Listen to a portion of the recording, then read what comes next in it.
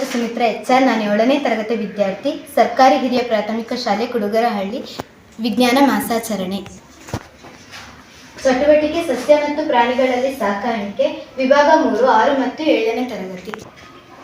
ಮಾನವನ ಜೀರ್ಣಾಂಗ ವ್ಯೂಹದ ಭಾಗಗಳು: ಬಾಯಿಯ ಕುಹರ, ಅನ್ನನಾಳ, ಜಠರ, ಸಣ್ಣ ಕರುಳು, ದೊಡ್ಡ ಕರುಳು, ಗುದದ್ವಾರ. ಬಾಯಿಯ ಕುಹರದಿಂದ ಆರಂಭವಾಗಿ ಗುದದ್ವಾರದಲ್ಲಿ ಕೊನೆಯಾಗುವ ನೀಳ ಕೊಳವೆಯ ಮೂಲಕ ಆಹಾರ ಸಾಗುತ್ತದೆ. ಈ ಕೊಳವೆಯನ್ನು ಬೇರೆ ಬೇರೆ ಭಾಗಗಳಾಗಿ ವಿಭಜಿಸಲಾಗಿದೆ. ಬಾಯಿಯ ಕುಹರ, ಅನ್ನನಾಳ, ಜಠರ, ಸಣ್ಣ ಕರುಳು, ಗುದನಾಳದಲ್ಲಿ ಕೊನೆಯಾಗುವ ದೊಡ್ಡ ಕರುಳು, ಗುದದ್ವಾರ. ಇವುಗಳು ತುಂಬ ದೊಡ್ಡವಾದ ಮಾರ್ಗ ಎಂದು ಅನಿಸುತ್ತದೆ. ಇವೆಲ್ಲ ಭಾಗಗಳು ಸೇರಿ ಜೀರ್ಣನಾಳ ಆಗುತ್ತದೆ. ಇವೆಲ್ಲ ಭಾಗಗಳ ಮೂಲಕ ಆಹಾರ ಸಾಗುತ್ತಿರುವಾಗ ಅದರ ಘಟಕಗಳು ಜೀರ್ಣಿಸಲ್ಪಡುತ್ತದೆ.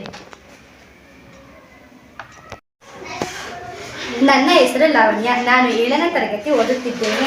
ಚಟುವಟಿಕೆ ಸಸ್ಯ ಮತ್ತು ಪ್ರಾಣಿಗಳಲ್ಲಿ ಸಾಕಾಣಿಕೆ. ಮಾನವನ ಹೃದಯದ ಭಾಗಗಳನ್ನು ಪರೀಕ್ಷಿಸುವೆ. ಹೃತ್ಕರ್ಣ, ಹೃತ್ಕುಕ್ಷಿ, ಅಭಿಧಮನಿ, ಅಪಧಮನಿ. ಇದು ಮಾನವನ ಹೃದಯದ ಭಾಗಗಳು. ಇತರೆ ಪದಾರ್ಥಗಳನ್ನು ತನ್ನೊಂದಿಗೆ ಕೊಂಡೊಯ್ಯುವ, ರಕ್ತದ ಸಾಕಾಣಿಕೆಗೆ ಬೇಕಾದ ಪಂಪ್ನಂತೆ ವರ್ತಿಸುತ್ತಾ ನಿರಂತರವಾಗಿ ಬಡಿದುಕೊಳ್ಳುವ ಅಂಗ ಹೃದಯ. ಹೃದಯದಲ್ಲಿ 4 ಕೋಣೆಗಳಿವೆ. ಮೇಲಿನ 2 ಕೋಣೆಗಳು ಹೃತ್ಕರ್ಣಗಳು ಮತ್ತು ಕೆಳಗಿನ 2 ಕೋಣೆಗಳು ಹೃತ್ಕುಕ್ಷಿಗಳು ಎನ್ನುವರು. ಕೋಣೆಯ ನಡುವಣ ಅಡ್ಡಗೋಡೆಯು ಆಕ್ಸಿಜನ್ ಯುಕ್ತ ರಕ್ತದ ಜೊತೆಗೆ ಕಾರ್ಬನ್ ಡೈಆಕ್ಸೈಡ್ ಯುಕ್ತ ರಕ್ತವು ಮಿಶ್ರಣಗೊಳ್ಳುವುದರಿಂದ ತಡೆಯಲು ಸಹಾಯ ಮಾಡುತ್ತದೆ.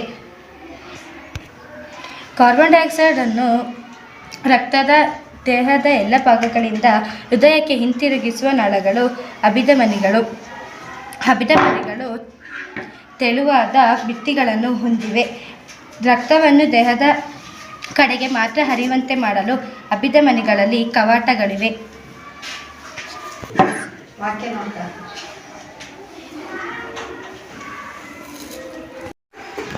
ನನ್ನ ಹೆಸರು ಪ್ರೀತಮ್. ನಾನು 7ನೇ ತರಗತಿಯಲ್ಲಿ ಓದುತ್ತಿದ್ದೇನೆ.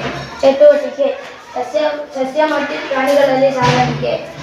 ಇದರ ಪರಿಚಯ: ಲೋಟ, ಬಣ್ಣದ ನೀರು, ಸಸ್ಯಗಳು. ನಾವು ಕರ್ಣಕುಂಡಲ ಗಿಡವನ್ನು ತೆಗೆದುಕೊಂಡು ಬಣ್ಣದ ನೀರಿನಲ್ಲಿ ಇಡೀ ರಾತ್ರಿ ಹಾಕಿದಾಗ ಮುಂಜಾನೆ ಎದ್ದು ನೋಡಿದಾಗ ಬಣ್ಣದಿಂದ ಕೂಡಿರುತ್ತದೆ.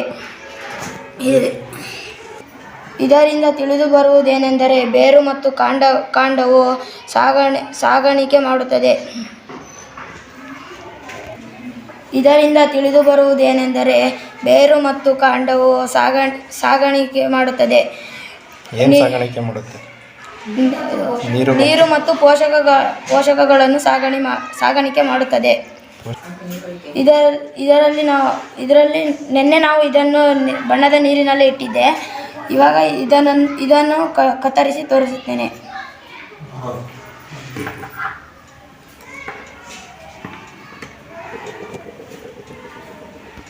ಈ ಕಾಂಡವು ಬಣ್ಣದಿಂದ ಕೂಡಿದೆ.